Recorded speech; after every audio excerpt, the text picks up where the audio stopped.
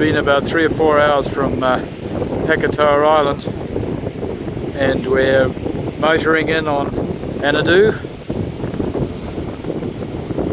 going to Hobsonville Marina, but we're just having a look around the 360 where we've been, where we are.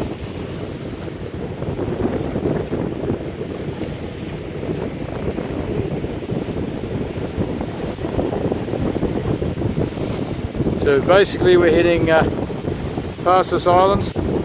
We'll head straight for Sky Tower, which is through there. And when we're past this island ahead, we'll head for Auckland Harbour Bridge, and under that's the way up to Hobsonville Marina.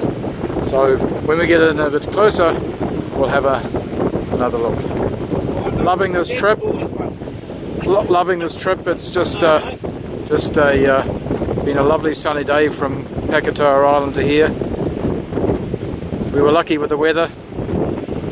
Extremely lucky. Well, we'll catch you the other side of the bridge, or just coming into Auckland Harbour.